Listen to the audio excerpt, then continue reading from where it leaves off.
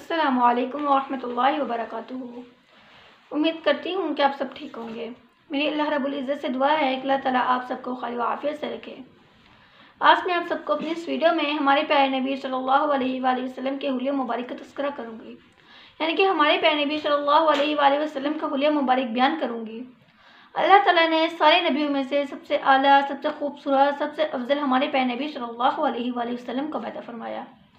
ہمارے پیارے نبی صلی اللہ علیہ وآلہ وسلم کا ظاہر بھی خوبصورت، ہمارے پیارے نبی صلی اللہ علیہ وآلہ وسلم کی زندگی بھی خوبصورت۔ ایک چھوٹا سا واقعہ آپ لوگوں کو آپ صلی اللہ علیہ وآلہ وسلم کا بتاؤں گی۔ ایک مرتبہ آپ صلی اللہ علیہ وآلہ وسلم مکہ چھوڑ کر مدینہ جا رہے تھے۔ راستے میں آپ صلی اللہ علیہ وآلہ وسلم کو بھوک لگی، ایک خیمے پر نظر پڑی، آپ صلی اللہ علیہ وآلہ وسلم اس خیمے میں گئے۔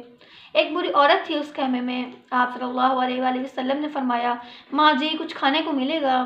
تو وہ بری عورت بولی کہ بارش نہیں ہوئی، کھانے پینے کو نہیں ہے، بہت قحط ہے، نہ کھانے کے لیے ہے نہ پینے کے لیے ہے، بہت قحط ہے۔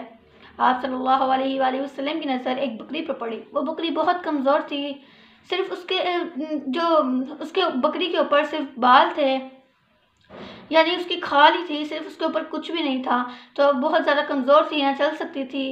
تو آپ صلی اللہ علیہ وآلہ وسلم نے فرمایا کہ میں اس کا دودھ نکال لوں۔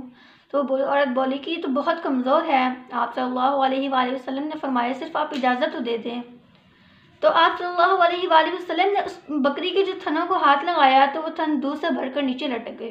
آپ صلی اللہ علیہ وآلہ وسلم نے ایک بڑا برتن لیا، اس میں دودھ نکالا اور وہ بھر گیا۔ آپ صلی اللہ علیہ وآلہ وسلم نے دودھ خود بھی پیا اور اپنے ساتھیوں کو بھی پلایا، اور ایک بار پھر دودھ نکالا اور اس بری عورت کو دے دیا، اور آپ صلی اللہ علیہ وآلہ وسلم چلے گئے۔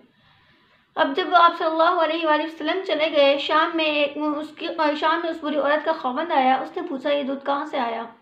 تو بری عورت نے بتایا کہ ایک خوبصورت سا کوئی شخص تھا جس کے ہاتھوں میں کوئی تاثیر یا جادو تھا، اس نے بکری کے تھنوں کو ہاتھ لگایا، وہ بھر گئے اور اس میں سے دودھ نکل گیا۔ یعنی کہ آپ صلی اللہ علیہ وآلہ وسلم، یہاں سے آپ لوگ اندازہ لگائیں کہ آپ صلی اللہ علیہ وآلہ وسلم کتنے خوبصورت تھے، یعنی کہ اس بری عورت نے کس طرح کتنے خوبصورت انداز میں ہمارے پیارے نبی صلی اللہ علیہ وسلم کی تعریف بیان کی۔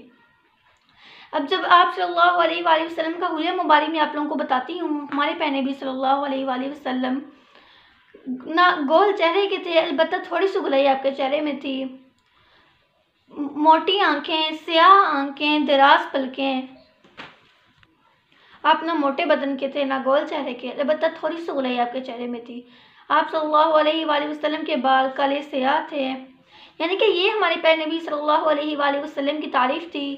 جتنی بھی آپ صلی اللہ علیہ وآلہ وسلم کی تعریف کی جائے وہ کم ہو جاتی ہے۔